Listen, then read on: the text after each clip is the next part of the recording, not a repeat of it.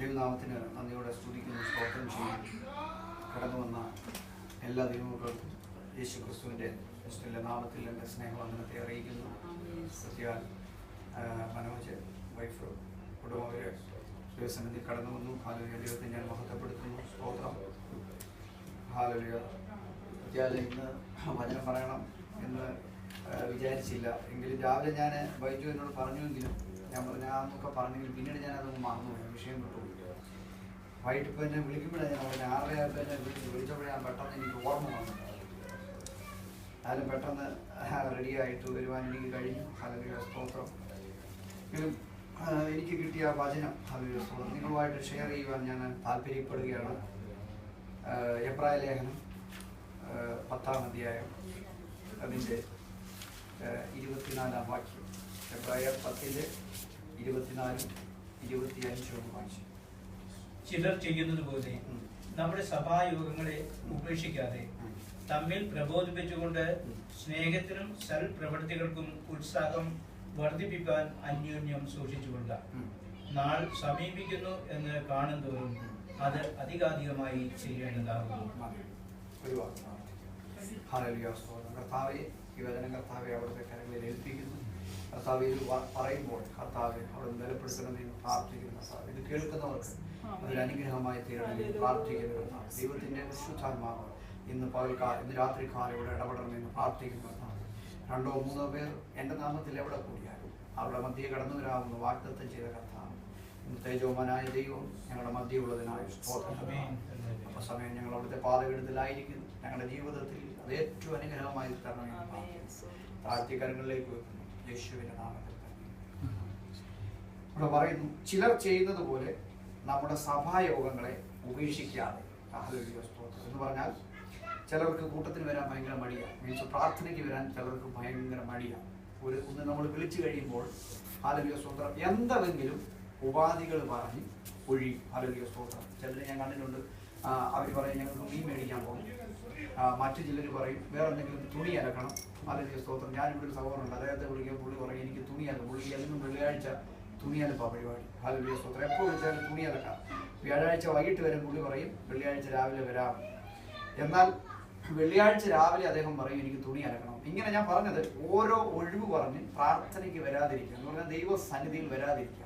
ഇവിടെ പ്രത്യേകം പറയുന്നു, ചിലർ ചെയ്യുന്നത് പോലെ, എല്ലാവരുടെയും കാര്യമല്ല പറയുന്നത്, ചിലർ ചെയ്യുന്നത് പോലെ സഭായോഗങ്ങളെ ഉപേക്ഷിക്കാതെ. പ്രത്യേകം പറയുന്ന അവിടെ സഭായോഗം, ദൈവമക്കൾ കൂടി വരും. സഭായോഗം സഭായോഗത്തിൽ ഒരു കാരണവശാലും മുടക്കാൻ പാടില്ല. കർത്താവ് തന്നെ ഹല്ലേലൂയ സ്തോത്രം മത്തായിയുടെ സുവിശേഷത്തിൽ അതിനെക്കുറിച്ച് വ്യക്തമായിട്ട് പറയുന്നുണ്ട്. മത്തായിയുടെ സുവിശേഷം 22-ാം അധ്യായം വായിച്ചു. മത്തായി 22. അവിടെ ഒരു രാജാവിൻ്റെ പുത്രന്റെ കല്യാണ വിരുന്നിനെ കുറിച്ച് അവിടെ പറയുന്നു. 22-ന്റെ 1 മുതൽ വായിച്ചു. യേശു പിന്നെയും അവരോട് ഉപമകളായി പ്രസ്താവിച്ചതെന്നാൽ സ്വർഗരാജ്യം തന്റെ പുത്രന് വേണ്ടി കല്യാണ സദ്യ കഴിച്ച ഒരു രാജാവിനോട് സദൃശം. അവൻ കല്യാണത്തിനെ ക്ഷണിച്ചവരെ വിളിക്കേണ്ടതിന് ദാസന്മാരെ പറഞ്ഞയച്ചു. അവർക്ക് വരുവാൻ മനസ്സായില്ല. പിന്നെയും അവൻ മറ്റു ദാസന്മാരെ അയച്ചു, എന്റെ മുത്താഴം ഒരുക്കി തീർത്തു, എന്റെ കാളകളെയും തടിപ്പിച്ച മൃഗങ്ങളെയും മറുത്തു, എല്ലാം ഒരുക്കിയിരിക്കുന്നു, കല്യാണത്തിന് വരുവിൻ എന്ന് ക്ഷണിച്ചവരോട് പറയിച്ചു. അവർ അത് കൂട്ടാക്കാതെ ഒരുത്തൻ തന്റെ നിലത്തിലേക്കും മറ്റൊരുവൻ തന്റെ വ്യവഹാരത്തിലേക്കും പോയി കളഞ്ഞു. ശേഷമുള്ളവർ ഇവിടെ പറയുന്നു, ഒരു രാജാവിന്റെ പുത്രന്റെ കല്യാണ സദ്യ, ഹല്ലേലൂയ, കല്യാണ വിരുന്ന്. ഈ ക്ഷണിക്കപ്പെട്ടവരെ ഹല്ലേലൂയ വിളിക്കുവാൻ വേണ്ടി രാജാവ് ഹല്ലേലൂയ തന്റെ ദാസന്മാരെ ഒന്നുകൂടെ വിളിച്ചവരെ ഒന്നുകൂടെ ഓർമ്മിപ്പിക്കുവാൻ വേണ്ടി തന്റെ ദാസന്മാരെ പറഞ്ഞയക്കുന്നു. ഹല്ലേലൂയ സ്തോത്രം. വീണ്ടും പറഞ്ഞയക്കുന്നു. അങ്ങനെ പറഞ്ഞയച്ച സമയത്ത് ഇവര് ഈ ക്ഷണിക്കപ്പെട്ടവർ അവര് ഓരോ ഒഴിവ് പറഞ്ഞ് അവിടുന്ന് മാറുക. ഒരുത്തൻ പറയുന്നു എനിക്ക് നിലത്തിലേക്ക് പോകണം. ഹല്ലേലൂയ സ്തോത്രം. അവിടെ വായിക്കുന്നു, ഹല്ലേലൂയ രാജാവ് ഒരു വിളംബരം ചെയ്യുക. ഹല്ലേലൂയ സ്തോത്രം. എന്റെ മുത്താഴം ഒരുക്കി തീർന്നിരിക്കുന്നു. ഹല്ലേലൂയ സ്തോത്രം. കാളകളെയും തടിപ്പിച്ച മൃഗങ്ങളെയും അറുത്തു. ഹല്ലേലൂയ സ്തോത്രം. കല്യാണത്തിന് വിരുവിൻ എന്ന് ക്ഷണിക്കപ്പെട്ടവരെ വിളിക്കുന്നു. അപ്പം ദാസന്മാരെ പറഞ്ഞയക്കുന്നു. ദാസന്മാരെ പറഞ്ഞയക്കുമ്പോൾ അവര് ഈ ക്ഷണിക്കപ്പെട്ടവർ പറയുന്നത് എന്തുവാ? ഓരോരുത്തരും ഓരോ ഒഴിവ് പറയും. ഒരുത്തൻ പറയുന്നു ഹല്ലേലൂയ സ്തോത്രം, ഒരുവൻ തന്റെ നിലത്തിലേക്കും, ഹല്ലേലൂയ സ്തോത്രം, ഒരുവൻ തന്റെ വ്യാപാരത്തിലേക്കും പോയി കളഞ്ഞു. ഹല്ലേലൂയ സ്തോത്രം. മറ്റൊരു ഭാഗത്ത് കർത്താവായ യേശു ക്രിസ്തു ഇതിനെക്കുറിച്ച് പറയുമ്പോൾ ഹല്ലേലൂയ അവിടെ പറയുന്നു ഒരുവനെക്കുറിച്ച് അവിടെ പറയുന്നു ഒരുവൻ ഹല്ലേലൂയ നിലത്തിലേക്കും മറ്റൊരുവൻ ഒരുവനെ കുറിച്ച് പറയുന്നു അവൻ ഒരുത്തം പറയാം ഞാൻ കർത്താവെ കുറച്ച് നിലം വാങ്ങിച്ചു, അതുകൊണ്ട് എനിക്ക് ഈ നിലമൊക്കെ ഒന്ന് നോക്കണം, ഹല്ലേലൂയ സ്തോത്രം, അതിനെയൊക്കെ ഒന്ന് പരിശോധിക്കണം, അതുകൊണ്ട് എനിക്ക് ആ നിലത്തിലേക്ക് പോകണമെന്ന് പറഞ്ഞു. മറ്റൊരുത്തം പറയുന്നു ഞാനൊരു 5 കാളയെ വാങ്ങിച്ചു, അതുകൊണ്ട് എനിക്ക് കാളയൊക്കെ ഒന്ന് നോക്കാൻ പോകണമെന്ന് പറയുന്നു. ഹല്ലേലൂയ സ്തോത്രം. കർത്താവ് ആധുനിക ലോകത്തിലെ കർത്താവ് ജീവിച്ചിരുന്നെങ്കിൽ പറഞ്ഞേനും ഹല്ലേലൂയ സ്തോത്രം ഞാനൊരു പുതിയ കാർ വാങ്ങിച്ചു, എനിക്ക് ആ കാർ ഒന്ന് പരിശോധിക്കാൻ പോകണം, അല്ലെങ്കിൽ എനിക്ക് ആ കാറിൻ്റെ ടയർ ഒന്ന് നോക്കണം, അല്ലെങ്കിൽ ആ കാറിൻ്റെ ഗിയർ ബോക്സ് ഒന്ന് പരിശോധിക്കണം, അല്ലെങ്കിൽ കാറിൻ്റെ ഇഞ്ചിൻ ഒന്ന് പരിശോധിക്കണം എന്നിങ്ങനെ പറഞ്ഞ് ഹല്ലേലൂയ സ്തോത്രം പറഞ്ഞ് ഓരോ ഉപാധികൾ പറഞ്ഞ് ഒഴിഞ്ഞു മാറുക. ഹല്ലേലൂയ പ്രാർത്ഥനയ്ക്ക് വരാതെ. ഹല്ലേലൂയ സ്തോത്രം.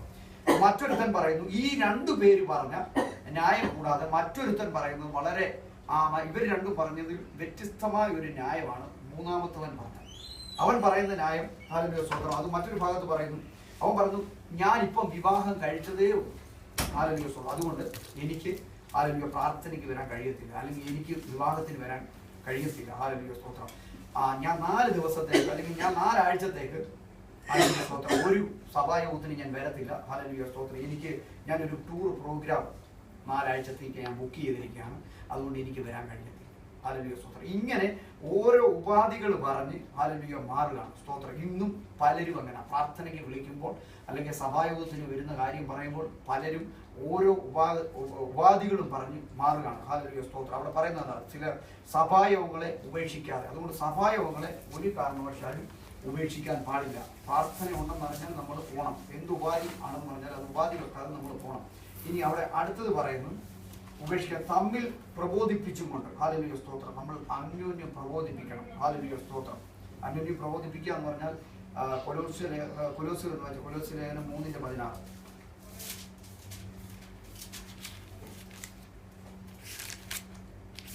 സങ്കീർത്തനങ്ങളാലും സ്തുതികളാലും ആത്മീയ ഗീതങ്ങളാലും തമ്മിൽ പഠിപ്പിച്ചും ബുദ്ധി ഉപദേശിച്ചും നന്ദിയോടെ നിങ്ങളുടെ ഹൃദയത്തിൽ ദൈവത്തിന് പാടിയും ഇങ്ങനെ ക്രിസ്തുവിന്റെ വചനം ഐശ്വര്യമായി സകല ജ്ഞാനത്തോടും കൂടെ നിങ്ങളിൽ വസിക്കും. കേട്ടോ.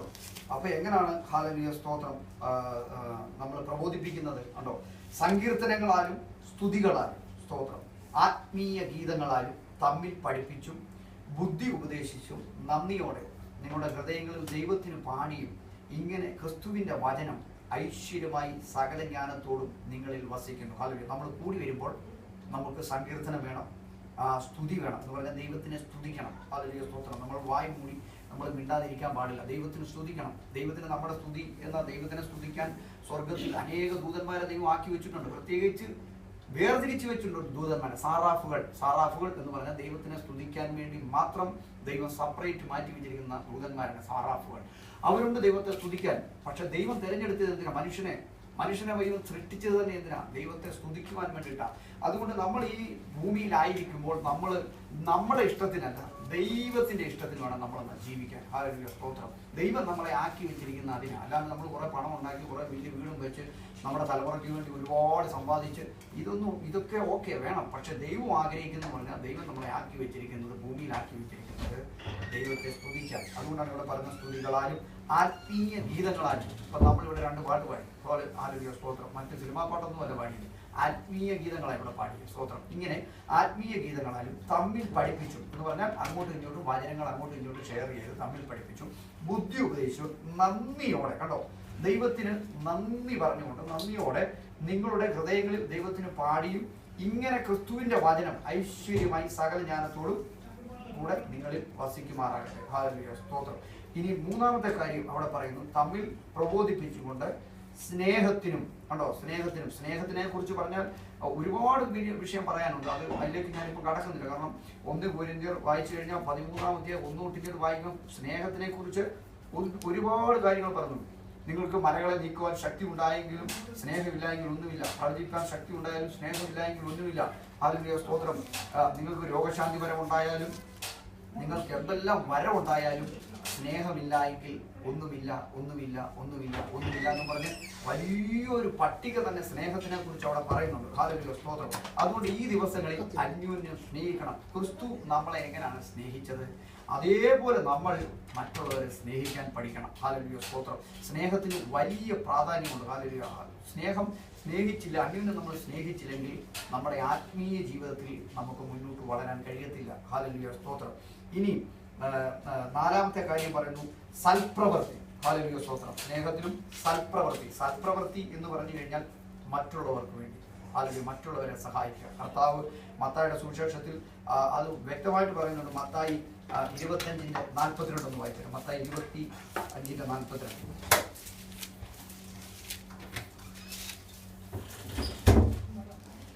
എനിക്ക് വിശന്നു, നിങ്ങൾ ഭക്ഷിപ്പാൻ എനിക്ക് തന്നില്ല. ദാഹിച്ചു, നിങ്ങൾ കുടിപ്പാൻ തന്നില്ല. അതിഥിയായിരുന്നു, നിങ്ങൾ എന്നെ ചേർത്തുകൊണ്ടില്ല. നഗ്നനായിരുന്നു, നിങ്ങൾ എന്നെ ഉടുപ്പിച്ചില്ല. രോഗിയും തടവിലുമായിരുന്നു, നിങ്ങൾ എന്നെ കാണാൻ വന്നില്ല എന്ന് അവർ ചെയ്യുന്നു. കണ്ടോ, ഇവിടെ പറയുന്നുണ്ടോ? എനിക്ക് വിശന്നു, നിങ്ങൾ തന്നില്ല. എനിക്ക് ദാഹിച്ചു, നിങ്ങൾ കുടിപ്പാൻ തന്നില്ല. അതിഥിയായിരുന്നു, നിങ്ങൾ ഹല്ലേലൂയ എന്നെ ചേർത്തുകൊണ്ടില്ല. നഗ്നനായിരുന്നു, നിങ്ങൾ എന്നെ ഉടുപ്പിച്ചില്ല. രോഗിയായി തടവിലായിരുന്നു, ഹല്ലേലൂയ രോഗിയും തടവിലുമായിരുന്നു, നിങ്ങൾ എന്നെ കാണുവാൻ വന്നില്ല. ഹല്ലേലൂയ, സ്തോത്രം. അപ്പൊ ഇവര് ചോദിക്കുന്നുണ്ട്, അയ്യോ ഇതൊക്കെ എപ്പോഴായിരുന്നു എന്ന് ചോദിക്കുന്നുണ്ട്. നിനക്ക് എപ്പോഴാ വിശന്നത്? നിനക്കെപ്പോഴാ ദാഹിച്ചത്? കർത്താവിനോട് ചോദിക്കുക, നിനക്കെപ്പോഴാ വിശന്നത്? നിനക്കെപ്പോഴാ ദാഹിച്ചത്? അപ്പൊ കർത്താവ് പറയുന്ന മറുപടി 40-ാം വാക്യം ഒന്ന് വായിച്ച്. അതിന്റെ 40. രാജാവ് അവരോട് എന്റെ ഈ ഏറ്റവും ചെറിയ സഹോദരന്മാരിൽ കണ്ടോ ഒരുത്തനെ നിങ്ങൾ ചെയ്തിടത്തോളം എല്ലാം എനിക്ക് ചെയ്തു എന്ന് ഞാൻ സത്യമായിട്ട് നിങ്ങളോട് പറയുന്നു. ഈ ചെറിയ സഹോദരന്മാരിൽ ഒരുത്തന് നിങ്ങൾ ചെയ്തതൊക്കെയും എനിക്ക് ചെയ്തിരിക്കുന്നു. ഹല്ലേലൂയ, സ്തോത്രം. ഇങ്ങനെയുള്ളവരോട് കർത്താവായ യേശു പറയുന്നത് എന്തുവാണെന്നറിയോ? ഹല്ലേലൂയ, 41-ാമത്തെ വാക്യം ഒന്ന് വായിച്ച്. അവർക്കുള്ള സ്ഥാനം എവിടാന്ന് കാണിക്കാം. 41-ാമത്തെ വാക്യം. പിന്നെ അവൻ ഇടത്തുള്ളവരോട് ശപിക്കപ്പെട്ടവർ. കണ്ടോ, അവരെ വിളിക്കുന്ന പേരാ ശപിക്കപ്പെട്ടവർ. എന്നെ വിട്ട് പിശാചിനും അവന്റെ ദൂതന്മാർക്കും ഒരുക്കിയിരിക്കുന്ന നിത്യ അഗ്നിയിലേക്ക് പോവാൻ. കണ്ടോ, ഇവർക്കുള്ള ഓഹരി എന്ന് പറയുന്ന ഈ നിത്യ അഗ്നിയ. അവരുടെ പേരും അവിടെ പ്രത്യേകം പറഞ്ഞിട്ടുണ്ട്, ശപിക്കപ്പെട്ടവർ. കണ്ടോ, ഹല്ലേലൂയ, സ്തോത്രം. ഇനി അനുഗ്രഹിക്കപ്പെട്ടവരുടെ ഒരു പട്ടിക പറയുന്നുണ്ട്. അനുഗ്രഹിക്കപ്പെട്ടവർ, അതിനെക്കുറിച്ച് 35-ാം വാക്യം പറഞ്ഞു. അനുഗ്രഹിക്കപ്പെട്ടവരെ കുറിച്ച് അവിടെ പട്ടിക. 35 വായിച്ച്. അതിന്റെ 35.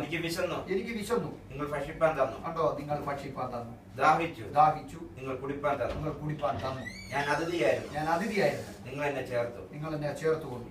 നഗ്നനായിരുന്നു, നിങ്ങൾ എന്നെ ഉടുപ്പിച്ചു. രോഗിയായിരുന്നു, അതെ, നിങ്ങൾ എന്നെ കാണുവാൻ വന്നു. തടവിലായിരുന്നു, അതെ, നിങ്ങൾ എന്റെ അടുക്കൽ വന്നു. അതിന് നീതിമാൻ. ഇവരോട് ഇവർക്കുള്ള ഓഹരി അല്ലെ ഇവർ പോകുന്ന സ്ഥലം. ഹല്ലേലൂയ, സ്തോത്രം. അവരോട് കർത്താവ് പറയുന്നു 34-ാമത്തെ വാക്യം. അതിന്റെ 34. രാജാവ് തന്റെ വലത്തുഭാഗത്തുള്ളവരോട്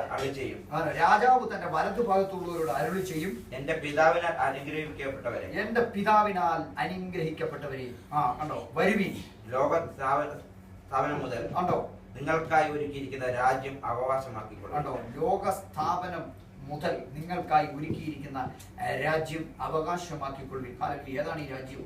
ഈ ദൈവരാജ്യം. ഹല്ലേലൂയ, സ്തോത്രം. എന്ന് പറഞ്ഞാൽ പുതിയ യെരൂശലേം എന്ന വിശുദ്ധ നഗരം. തന്റെ ഭർത്താവ് തന്റെ മണവാട്ടിക്ക് വേണ്ടി അലങ്കരിച്ചു വെച്ചിരിക്കുന്ന വിശുദ്ധ നഗരം പുതിയ യെരൂശലേം. ഹല്ലേലൂയ. അവരോട് പറയാണ്, നിങ്ങൾ ഹല്ലേലൂയ, സ്തോത്രം, ഒരുക്കിയിരിക്കുന്ന രാജ്യം. ഹല്ലേലൂയ, സ്തോത്രം. ഹല്ലേലൂയ. ഇത്രയും ഇങ്ങനെയുള്ള, അതുകൊണ്ടാണ് പറഞ്ഞത്, യാക്കോബിന്റെ ലേഖനത്തിൽ പറയുന്നുണ്ടല്ലോ, പ്രവൃത്തി ഇല്ലാത്ത വചനം നിർജ്ജീവമാണ്. ഹല്ലേലൂയ, സ്തോത്രം. നമ്മുടെ ജീവിതത്തിൽ വചനം മാത്രം പോരാ, നമ്മുടെ ജീവിതത്തിൽ പ്രവൃത്തിയും ആവശ്യമാണ്. ഹല്ലേലൂയ, സ്തോത്രം. ഞാൻ ഈ ഭാഗം വായിച്ചപ്പോഴാണ് എനിക്ക് ആ ധനവാന്റെയും ലാസറിനെയും കുറിച്ച് എനിക്ക് ആ ഭാഗം ചിന്തിച്ചത്. ഹല്ലേലൂയ, സ്തോത്രം. ധനവാനെയും ലാസറിനെ കുറിച്ച് വായിക്കുമ്പോൾ ധനവാനെ സംബന്ധിച്ച് ധനവാൻ വലിയ ദുഷ്ടനായിരുന്നെന്നോ, ധനവാൻ വലിയ കൊള്ളക്കാരനായിരുന്നെന്നോ, ധനവാൻ ഒരു അഴുക്കനായിരുന്നെന്നോ ഒന്നും അവിടെ പറയുന്നില്ല. ഹല്ലേലൂയ, സ്തോത്രം. ധനവാനെ കുറിച്ച് 1-2 പോയിന്റ് അവിടെ ദോഷമായിട്ട് പറയുന്നു. അതും വലിയ ദോഷമല്ല. നമ്മൾ ഇപ്പോഴും ചിന്തിച്ചു കഴിഞ്ഞാൽ അത് വലിയ ദോഷമല്ല. ഹല്ലേലൂയ. സുധാന്ന് വായിച്ച് ലൂക്കോസ് 16:13 വായിച്ചു. അവിടെ വായിക്കാം. ലൂക്കോസ് 16:13 വായിച്ചു.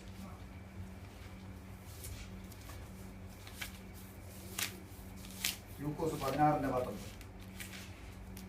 ധനവാനോ ഒരു മനുഷ്യനുണ്ടായിരുന്നു.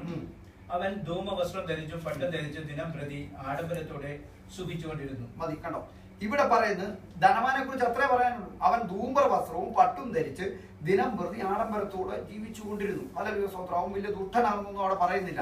അതിന്റെ താഴോട്ടൊന്നും വായിച്ച ലാസർ എന്നൊരു പേരുടെ ഒരു ദരിദ്രൻ വ്രണം നിറഞ്ഞവനായി അവന്റെ പടിപ്പുരയ്ക്കൽ കിടന്നു. ധനവാന്റെ മേശയിൽ നിന്ന് വീഴുന്നത് തിന്ന് വിശപ്പടക്കുവാൻ ആഗ്രഹിച്ചു. നായ്ക്കളും വന്ന് അവന്റെ വ്രണം നക്കും. മതി, കണ്ടോ? ഹല്ലേലൂയ, സ്തോത്രം. ഇവിടെ പറയുന്നു, ഈ ധനവാന്റെ മേശയിൽ നിന്ന് വീഴുന്ന അപ്പക്കഷ്ണങ്ങൾ